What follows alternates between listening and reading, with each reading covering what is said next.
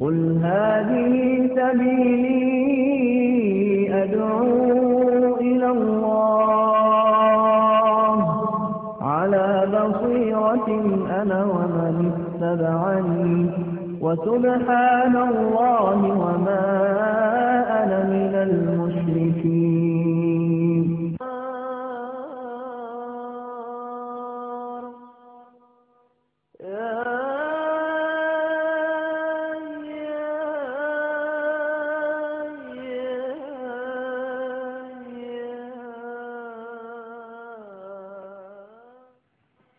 السلام عليكم ورحمة الله وبركاته. الحمد لله وكفى، وصلاة وسلاما على عباده الذين اصطفى. اللهم لك الحمد كله ولك الملك كله وبيدك الخير كله وإليك يرجع الأمر كله. لبيك يا ربنا وسعديك والخير كله في يديك والشر ليس إليك. أنا بك وإليك، أنا بك وإليك، أنا بك وإليك. تباركت وتعاليت، أستغفرك وأتوب إليك.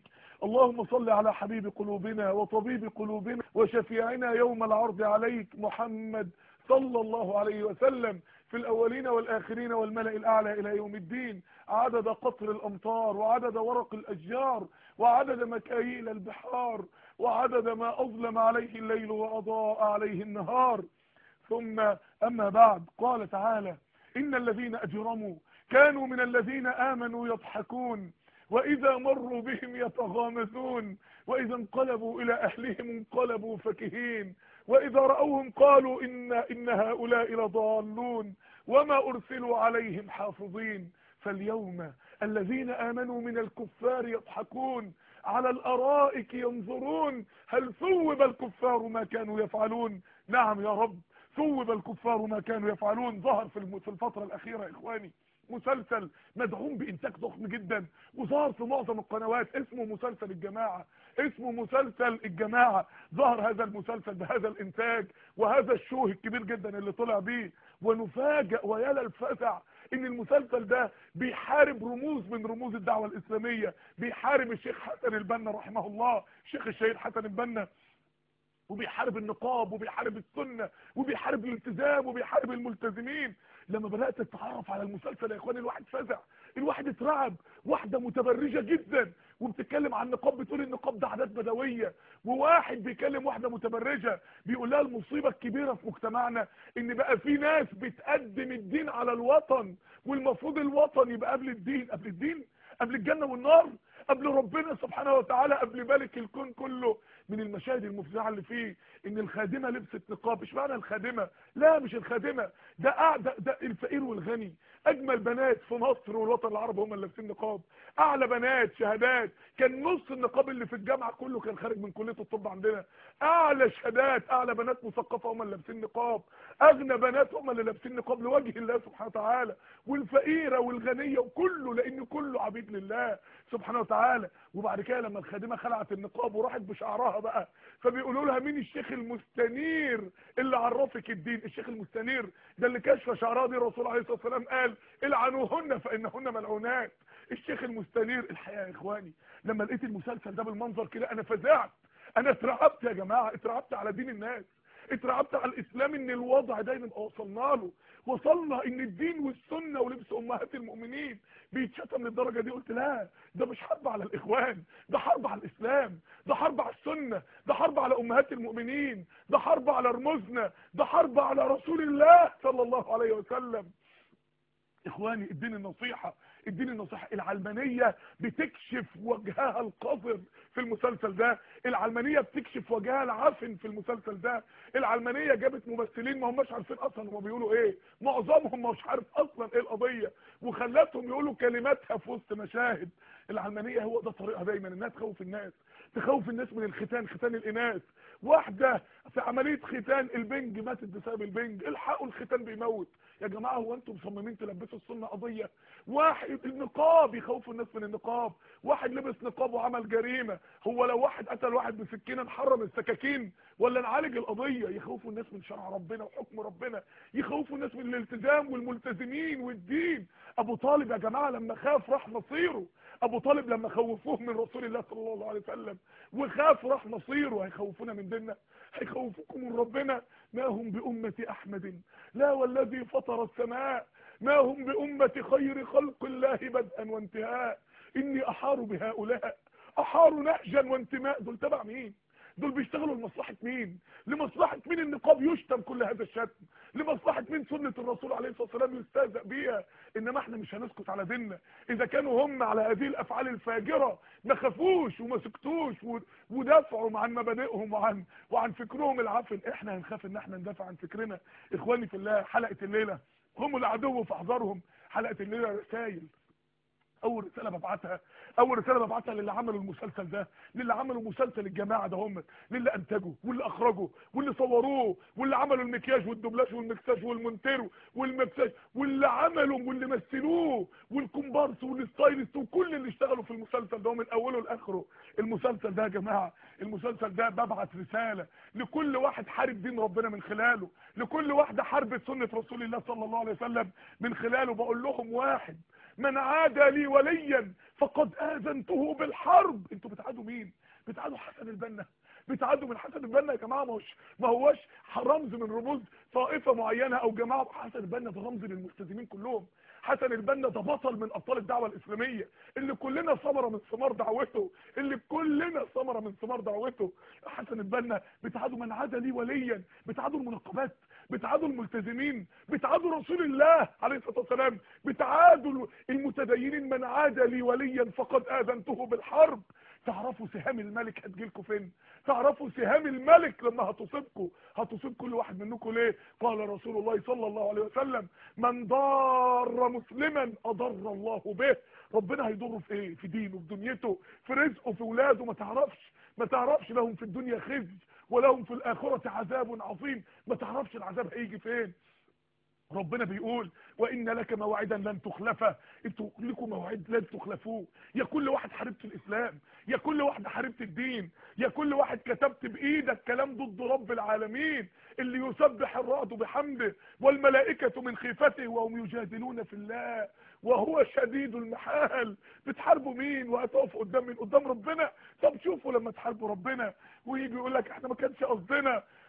ولئن سألتهم ليقولن إنما كنا نخوض ونلعب تحت تمثيل وفن ومشاهد. قل أبالله وآياته ورسوله كنتم تستهزئون لا تعتذروا قد كفرتم بعد إيمانكم إن نعفو عن طائفة منكم نعذب طائفة. انتم بتتكلموا في ايه؟ انما كنا نخوض ونلعب. قل أبالله وآياته ورسوله كنتم تستهزئون. بالسنة بتستهزئوا، بالنقاب ولبس أمهات المؤمنين وعائشة وخديجة بتستهزئوا، بالدين، برموز الدين، بالدعاء اللي عاشوا حياتهم يحفروا في الصخر عشان الناس تعرف ربنا. بتستهزئوا منين؟ قل أبالله وآياته ورسوله كنتم تستهزئون لا تعتذروا قد كفرتم بعد إيمانكم. إن الذين يحبون أن تشيع الفاحشة في الذين آمنوا لهم عذاب أليم في الدنيا والآخرة والله يعلم وأنتم لا تعلمون. يا جماعة أنا ببعت الرسالة ديت لكل اللي عملوا المسلسل ده وكل اللي بيعملوا مسلسلات زيه وكل اللي بيحاربوا دين ربنا. ان الذين عايزين البنات تكشف شعرها، هو ده الدين المستنير بتاعكم؟ عايزين النقاب يتلغى لان النقاب هيخلي الشاب مش هيفتن بايه؟ انتوا عايزينها فتنه بقى. ان الذين يحبون ان تشيع الفاحشه، تبقى الفاحشه شيوعيه. وعلى فكره يا جماعه المسلسل ده برضو اللي عملوه كانوا عاملين فيلم قبل كده دعوه للشيوعيه صريحه للماركسيه، للقول بانه هو الحياه ماده. لا اله والعياذ بالله. ان الذين يحبون ان تشيع الفاحشه في الذين امنوا في الشباب والمسلمين والمسلمات لهم عذاب أليم. ده يعني ممكن قرصه بس تموت، ممكن حاجه، لانه ما دايما يقرصوا قرصه صغيره كده زي ابن سلول لما قرص قرصه وقال كلمه على السيده عائشه قلبت المجتمع شهر. هم بيحبوا يعملوا كده. لهم عذاب أليم في الدنيا والاخره والله يعلم وانتم لا تعلمون. ربنا يعلم هينتقم منهم ازاي، وربنا يعلم مين العدو من مين اللي بيحب دينه. ان الذين اجرموا كانوا من الذين امنوا يضحكون. مسلسلات وافلام وتريقه على المنقبات وتريقه على الدين، واذا مروا بهم يتغامزون. شوف النقاب اللي لابساه، شوف السواك اللي ماسكه في ايده، شوف بيقولوا ايه. واذا انقلبوا الى اهلهم انقلبوا فكهين. بقينا نكت يا جماعه. تخيلوا اللي بيقولوا قال الله قال رسول الله بقوا نكت. اتحولوا لنكت في بيوتهم. واذا مروا بهم يتغامزون واذا انقلبوا الى اهلهم انقلبوا فكهين واذا راوهم قالوا ان هؤلاء لضالون. ده بقى لا، الناس دي فكرها وحش والناس دي مش فاهمه دين. امال انت حضرتك اللي فاهم دين، حضراتكم اللي فاهمين الدين. سبحان الله. خلاص يا جماعه بلاش ناخد الدين بقى من البخاري ومسلم ومن القران وابن عباس وابن مسعود ونروح ناخده منهم. واذا راوهم قالوا ان هؤلاء لضالون وما ارسلوا عليهم حافظين. عايزين منهم ايه؟ فاليوم الذين امنوا من الكفار يضحكون على الارائك في الجنه ينظرون. بيبصوا على المعذبين اللي كانوا بيتريقوا عليهم في الدنيا. هل ثوب الكفار ما كانوا يفعلون؟ ثوبوه ولبسوا الاسواب بتاعت العذاب، يناموا في نار ويصحوا في نار، فراشهم نار ولحافهم نار، طعامهم نار وشرابهم نار. هل ثوب الكفار ما كانوا يفعلون؟ انتوا بتحاربوا مين؟ بتحاربوا ربنا. خواتيم اللي حاربوا ربنا ايه؟ اللي كان بيحارب دين ربنا ومات وهو على الطريق عربيه نقل حديد، نزل الحديد بتاعها حطم العربيه ودخل في كل حته في جسمه. بتحاربوا مين؟ مش خايفين من خواتيم السوء؟ مش خايفين من يوم يجي عليكم في جهنم وانتم بتصطرخوا فيها كما قال تعالى ربنا اخرجنا منها فان عدنا فانا ظالمون. قال اخسأوا فيها ولا تكلمون. اخسأوا في جهنم. انه كان فريق من عبادي يقولون ربنا آمنا فاغفر لنا وارحمنا وانت خير الراحمين فاتخذتموهم سخريا حتى انسوكم ذكري. يا ترى وانتوا بتمثلوا المسلسل ده كنتوا بتصلوا جماعه وتفرشوا تصلوا جماعه ساعتها؟ يا ترى كم واحده محجبه؟ يا ترى كم واحده قرأت قرآن وورداء اليوم؟ يا ترى كنتوا بتقوموا ليل؟ فاتخذتموهم سخريا حتى انسوهم ذكري حتى انسوكم ذكري وكنتم منهم تضحكون. اني جزيتهم اليوم بما صبروا على اللي اتقال عليهم وعلى الحرب اللي اتحاربت في دينهم. اني جزيتهم اليوم بما صبروا انهم هم الفائزون انهم هم الفائزون. اتقوا الله. مش عارفين حديث الرسول عليه الصلاه والسلام لما اتاه اتيان والرسول عليه السلام في رؤيا فقال له انطلق انطلق. الرسول شاف الامه، شاف الناس في قبورها، فلقى واحد في قبره بيجي ملكين يشرشروا فمه الى قفاه، يقعدوا يقطعوا من بقه لغايه قفاه، ويشرشروا من قاره الى قفاه، يقطعوا في لحمه، ويشرشروا عينه الى قفاه. الرسول عليه الصلاه والسلام قال من هذا؟ من هذا؟ ايه ده؟ فقال له انطلق انطلق. في اخر الرؤيا قال له اتدري من هذا الرجل؟ انت عارف ده مين؟ انه كان، اسمع بقى يا كل واحد افتريت على رموز الدين، يا كل واحد حاربت الدعاء، يا كل واحد اتكلمت على المنقبات، يا كل واحد حاربت السنه. انه كان يكذب الكذبه فتبلغ الافاق. كان يفتري على دين ربنا تتنشر في القنوات الفضائيه من باب تعسته ومن باب ويل والعياذ بالله.